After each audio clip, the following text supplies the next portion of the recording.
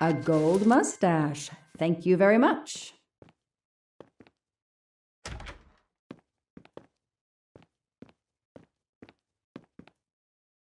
Who did you call earlier? An editor from the Boston 6 News. An editor you repeatedly said should fire you. That was your accomplice, wasn't it? You were telling him to start the fire. An accomplice? I know it was Noah you called. I'm saying nothing more without the presence of my lawyer. Stay right where you are. I'm not done with you yet. Wow. Do I hear grounds for a lawsuit? Some poor, innocent woman is being accused instead of you. You set her up, didn't you? You have to let me go, Detective. All I need is one more phone call to the lab. I know it's you, and I'm going to prove it. Hello, this is Joanna Locke. I need the results of the DNA test I asked you for. Hi, Detective. Sorry, we only have the DNA sequence. We haven't had time to compare it with the suspects yet. It'll take 7 more hours. I'm sorry, but you are not the only one on the waiting list. Send your analysis to my computer in the office. I'll do the comparison myself. I need authorization. I have a murderer who is going to walk free unless I get those results now. Fine, we'll send it to you right away, but I'll have to log this.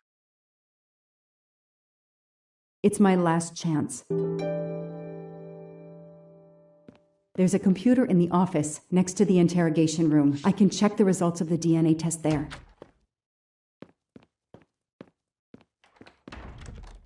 I'll add these to the file. Anything that will erase Clark's smile.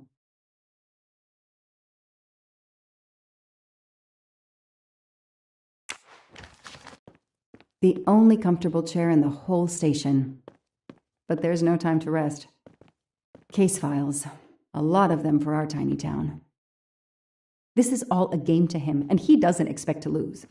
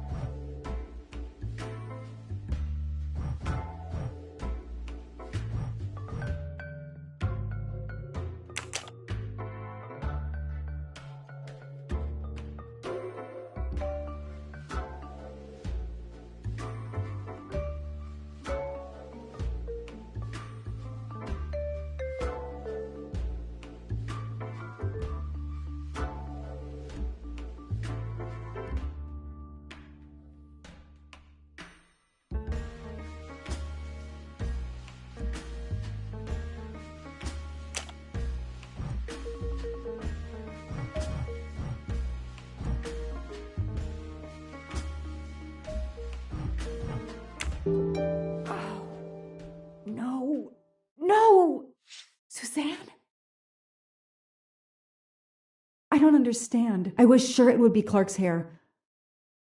I'll have to let him go.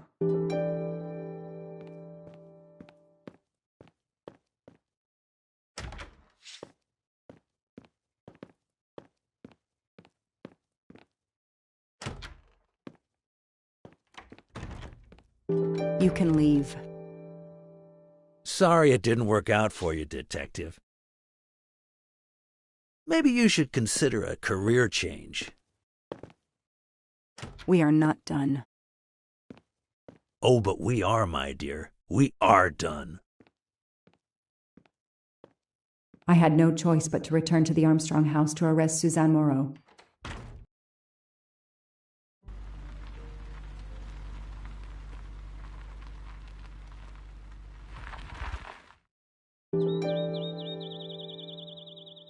The arrest warrant for Suzanne Moreau. Suzanne was set up by Clark and Noah. They are the kidnappers, but I'm not giving up. When Suzanne comes up for trial, I will fight for her defense. But for now, the district attorney is in charge. If I want to stay a detective, he always has the last word.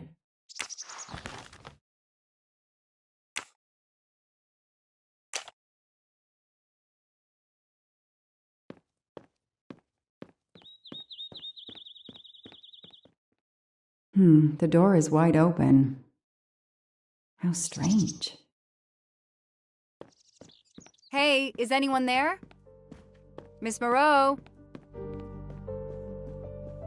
Miss Moreau?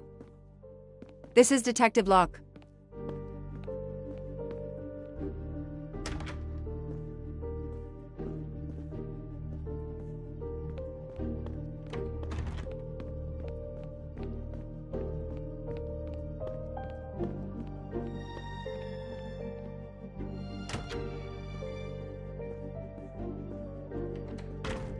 Miss Moreau, can you hear me? It's me, Detective Locke.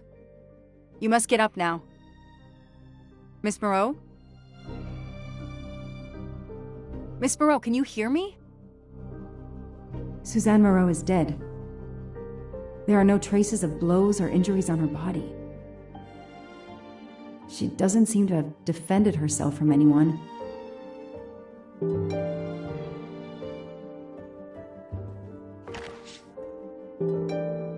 It appears Suzanne killed herself by ingesting all these drugs.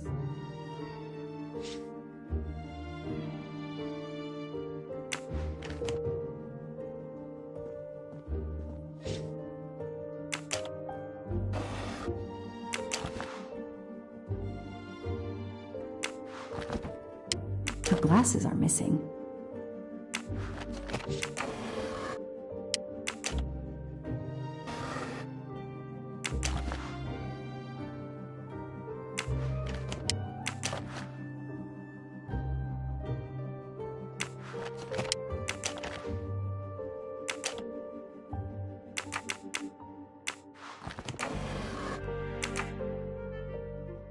Suzanne's diary is missing.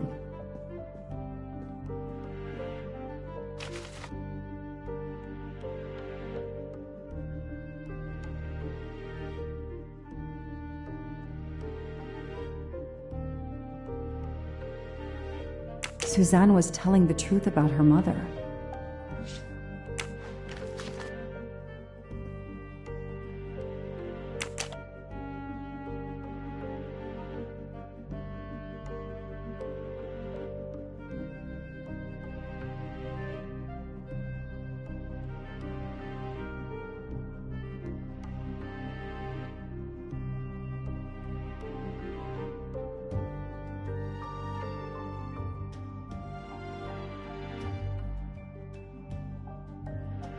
She must have realized at last how she'd been used. The death of her mother would have been an additional shock, and the self-righteous court of social media was as quick as usual to try and convict her.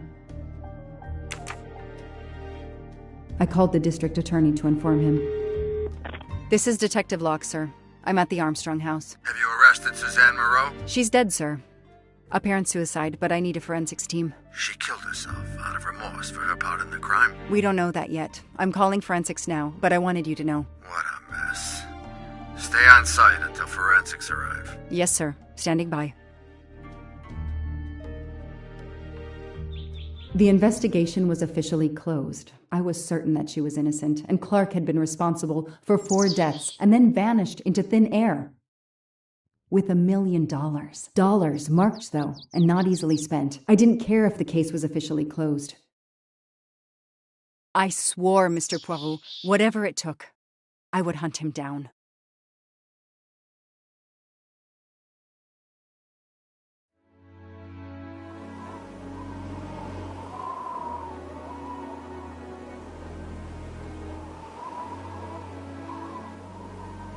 I waited for the forensics team, then went into the station to write my report. I was officially off the case. Thank you, mademoiselle. That obviously cannot be the completion of your story. If I might ask a question? Of course.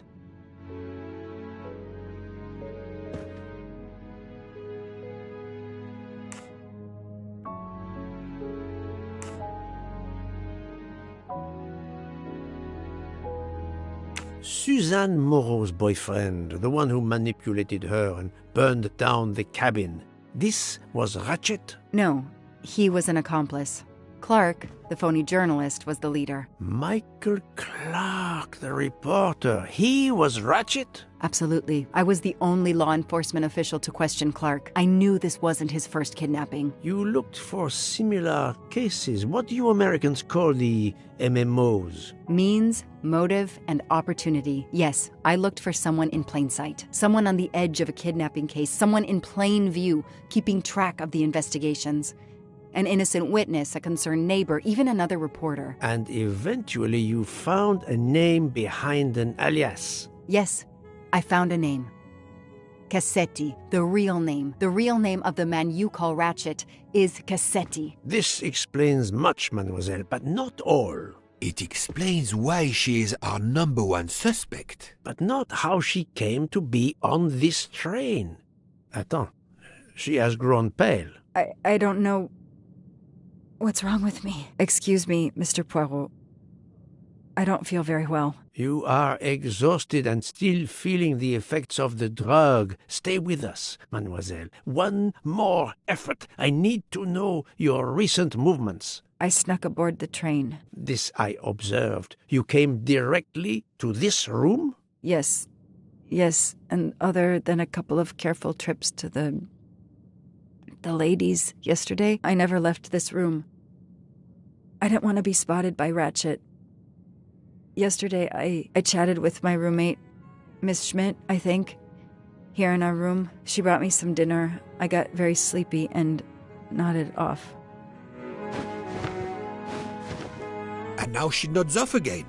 Is this a joke? She must be faking so we can't interrogate her further, Poirot. No, Book. She really seems to have fallen asleep again. It is my fault. She must have been given a dangerous dose of sleeping pills last night. The effects should wear off soon, I hope, but I am afraid asking her to tell us her story was too much for her. Pinch her, Poirot. She's faking. Her eyes are dilated. She is not faking, and there will be no pinching. Dr. Constantine, please stay with her. Monsieur Bouc, ask the other passengers to gather in the dining car. There are still many questions I need to ask. But all of them together? Won't someone overhear you questioning the others? I will speak softly because I am trained to do so. They will speak softly because they want to. Very well. I will do as you say.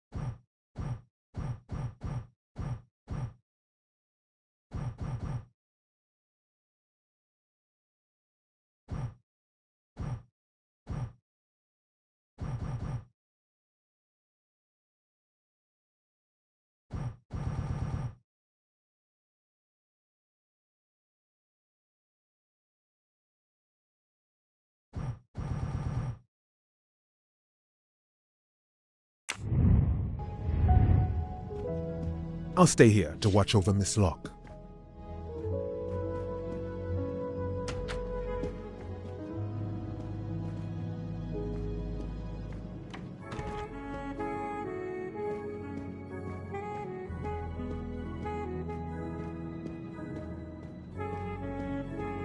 I hope your investigation is going well, Mr. Poirot.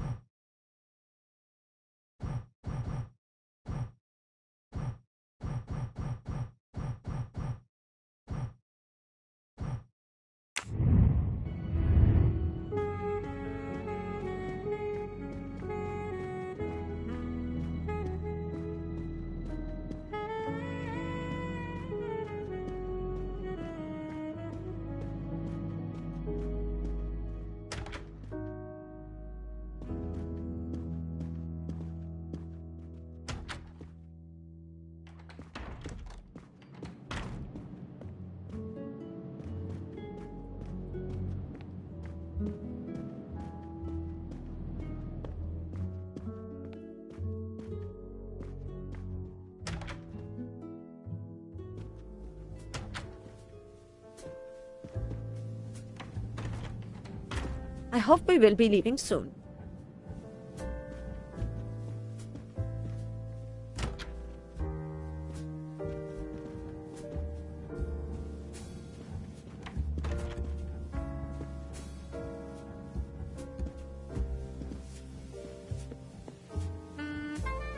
I should go and interview the passengers in the restaurant car.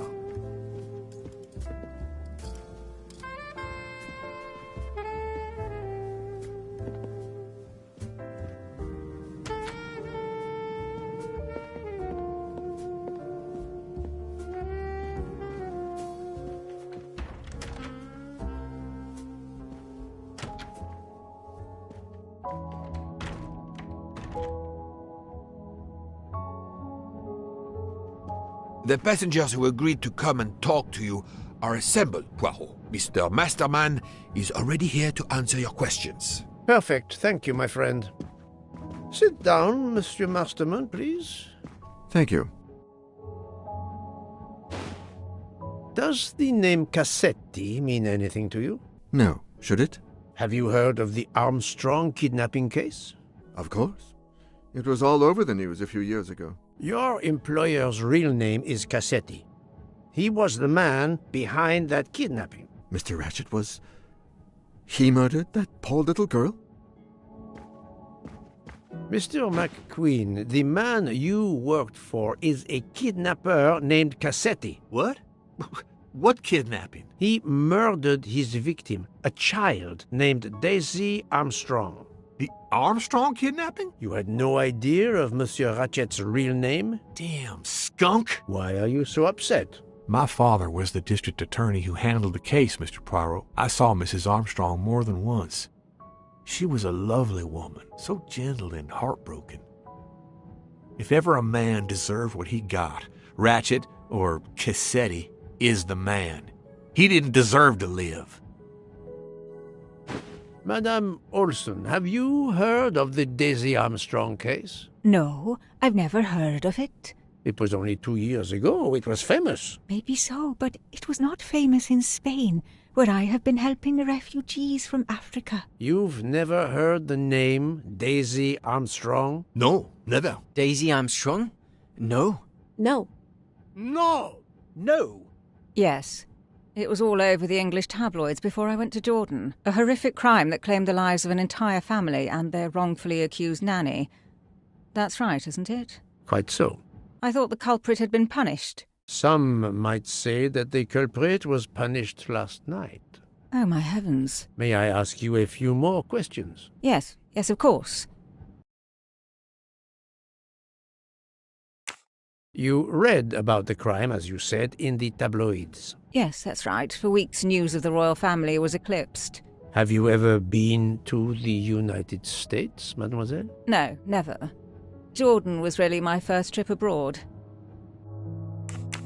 You were in Jordan? Yes, I was an English tutor there to the children of a high official. Until recently. What is your relationship to Captain Arbuthnot? Who? A former soldier traveling with us. You must have met him. Ah, yes, I met him on the platform in Istanbul. We only had a brief exchange of pleasantries, nothing more. British Reserve and all that. Ah, the British Reserve. Yes, with this I am familiar.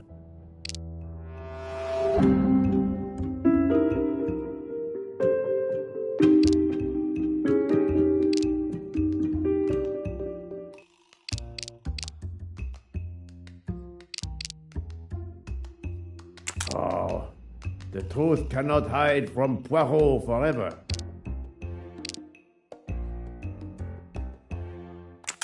Are you sure everything you have told me is accurate, Mademoiselle Debenham? Of course.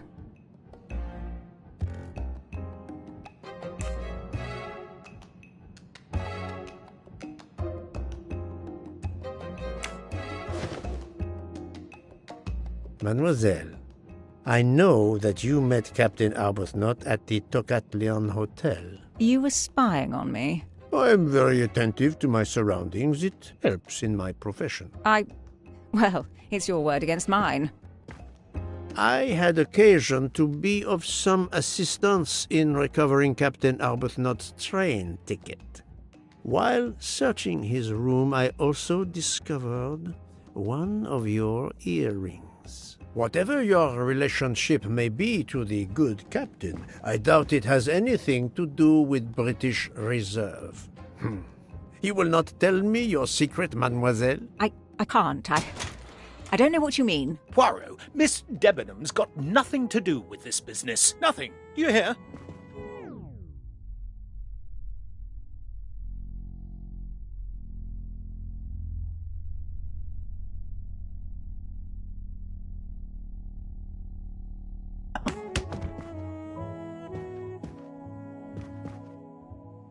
Archie, stop! Captain, no! This behavior is unworthy of an officer and a gentleman. Leave her alone! Have you no honor? Archie, we should go. Captain Arbuthnot, I am certain you are a brave soldier, but you are a poor actor. The truth is that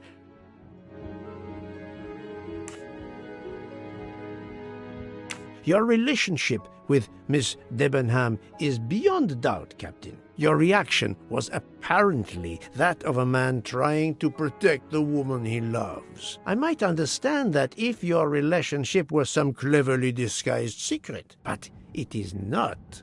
You make puppy-dog eyes at one another at every opportunity. You cannot hide your love.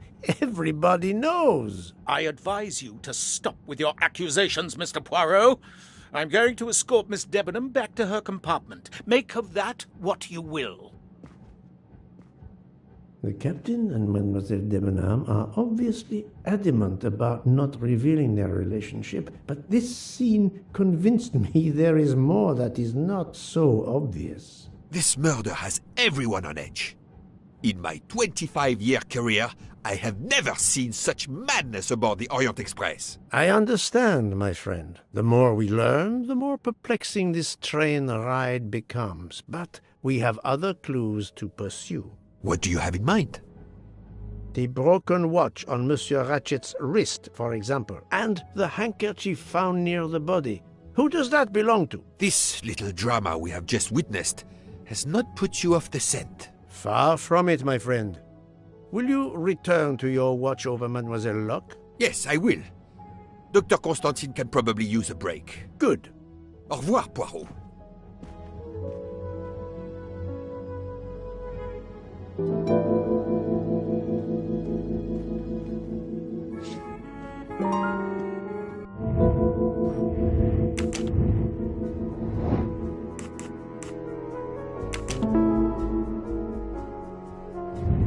Et voilà.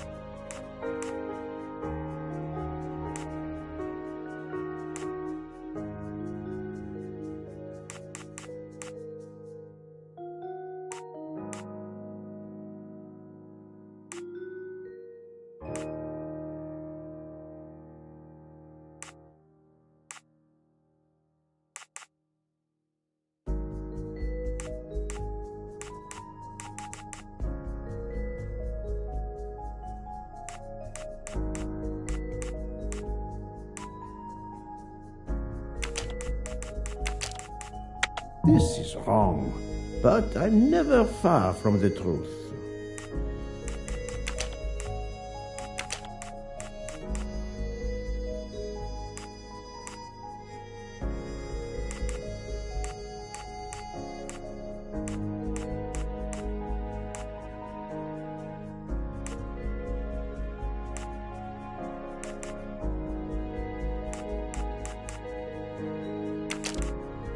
No, not good.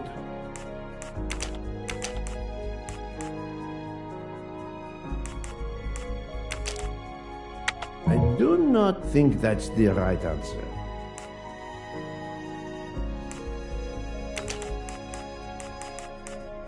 This is wrong, but I'm never far.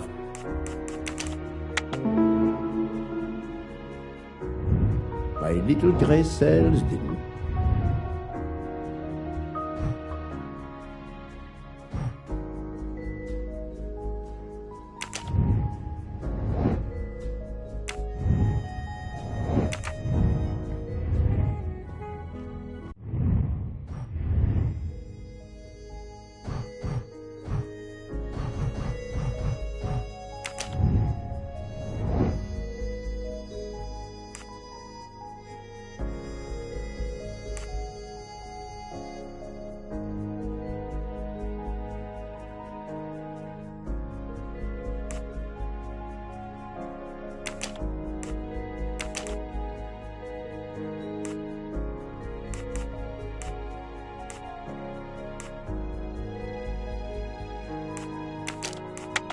Think, Poirot. That is not a good answer. Let me consider all the possibilities. Yes, there are only 3 possible hypotheses. The watch has been tampered with, or it is out of adjustment, or it indicates the time of the murder. I shall explore these last 2 possibilities before reaching any conclusions. If the watch is out of adjustment, it may be broken. There may also be another reason related directly to Ratchet. Maybe the watch is set to another time zone.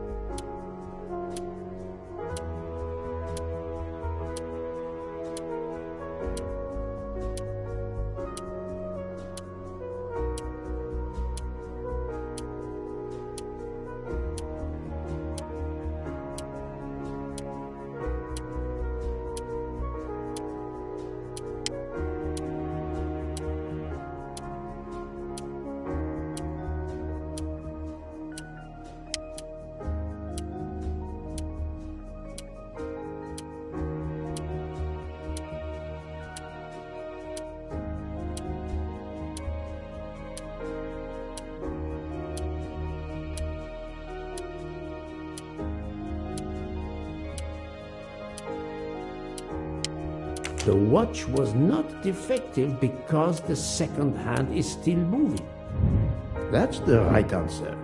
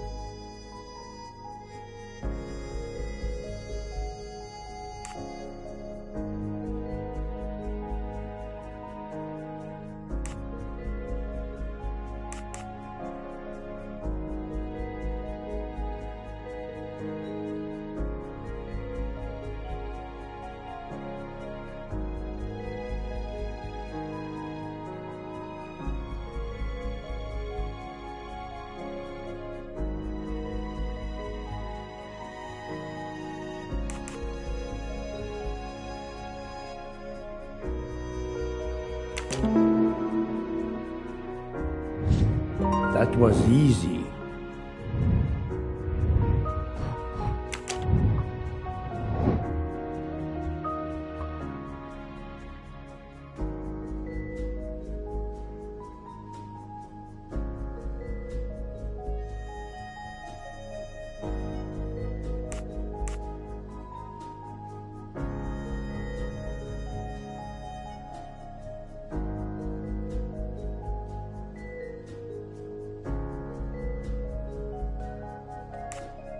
Good.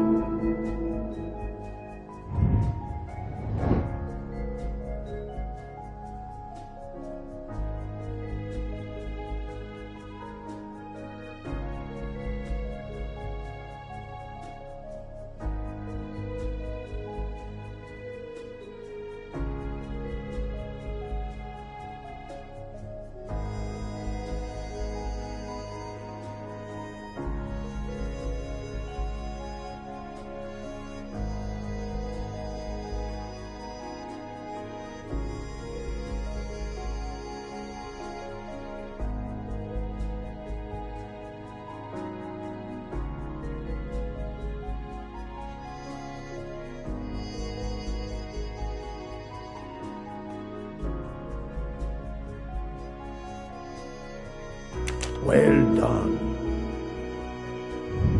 If this theory is correct,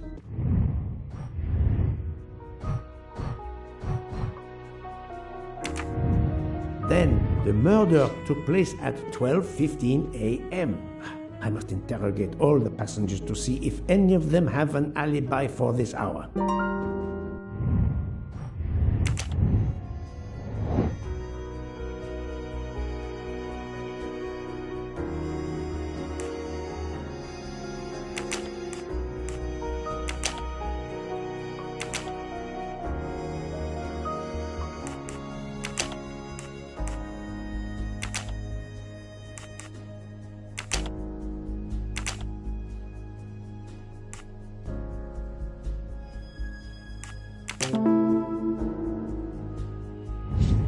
I'm right again.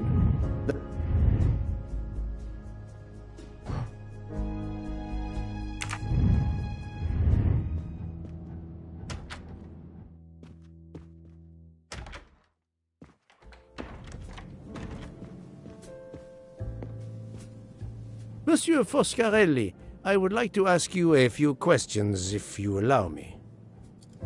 Ah, Signore Poirot, is it? I was wondering when you'd get around to me.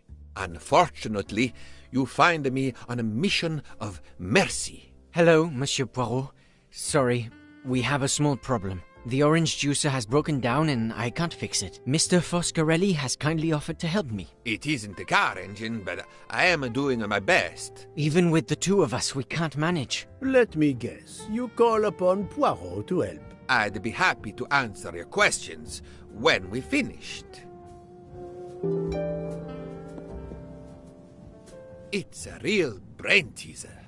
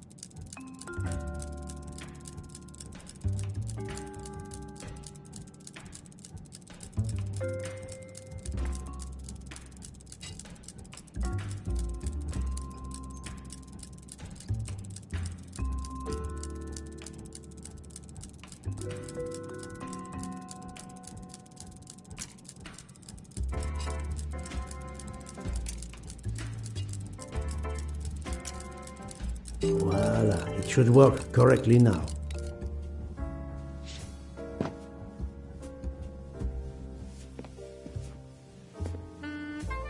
Bravo! I should stick to automobiles. Well, now we can talk calmly. Monsieur Foscarelli, is it? Antonio Foscarelli? Delighted, Monsieur Poirot. You have, of course, heard about Ratchet's murder last night. Oh, naturally. It is all anyone is talking about. Have you ever been to the United States? Yes, it has been a primary market for our cars for the last 10 years. You remember the Armstrong case? Armstrong? The name, yes. It was a little girl. A baby, was it not?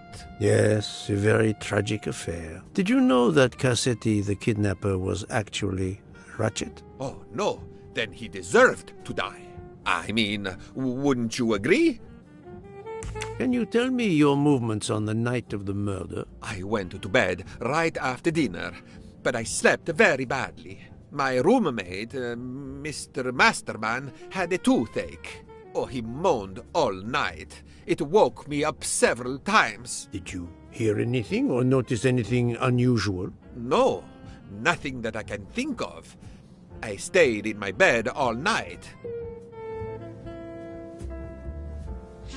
Well, thank you, Mr. Foscarelli. I'm sorry I couldn't help more, Signore. I remain at your disposal if you should need me. Thank you so much, Monsieur Poirot. I can put orange juice back on the menu.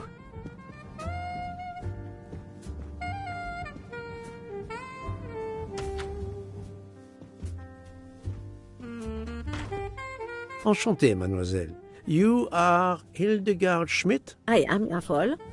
And you, I know, are Herr Poirot. Correct. May I ask you for a few minutes of your time to answer a few questions? With pleasure, but first may I ask for your help? Why does this not surprise me? I don't know. I am at your service, Fraulein. My mistress, Princess Dragomirov, has asked me to open this traditional Matryoshka doll. There is a trinket inside she must retrieve. Madame, in my experience, each Russian nesting doll simply pulls apart to reveal the next one inside. Indeed. Yet try it for yourself. As you wish. Ah, you are a gentleman.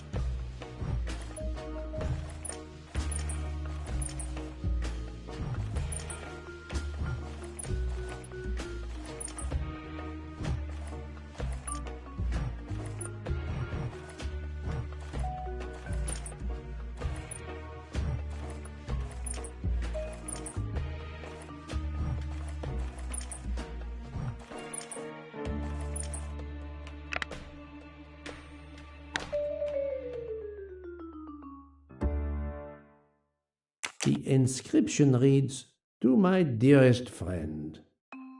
Ah, thank you very much. This doll reminds her of her youth in Russia. It was very hard under the Soviet regime, but thanks to her strength of will, she rose to be the head of a museum of antiquities in St. Petersburg. Even though she now lives in Berlin, it is said that the Kremlin still fears her. She must be a formidable woman indeed. You are her maid? I am her companion. I help her in her daily tasks, and I keep her company. Ah, forgive me. You will have heard of Ratchet's murder last night. Yes, of course. Everyone is talking about it. Can you tell me how you occupied your time last night? Just after we left Istanbul, I had tea with my roommate, Fräulein Locke. I went to dinner with the princess, and when I returned to my compartment, Fräulein Locke was already asleep. A little later, Herr Michel, the conductor, came to get me because Madame la Princesse needed my help. Her back troubles her. I massaged her for about an hour. Do you remember the time? I'm sorry, I do not, mein Herr. Have you lost a handkerchief embroidered with an H, madame? Oh, no, monsieur. I thought perhaps since your first name is Hildegard. It is not mine, I tell you. I could not afford something so nice. I have no idea who it belongs to. My apologies, I did not mean to alarm you. Thank you for answering my questions, madame. Did you need something else, Monsieur Poirot?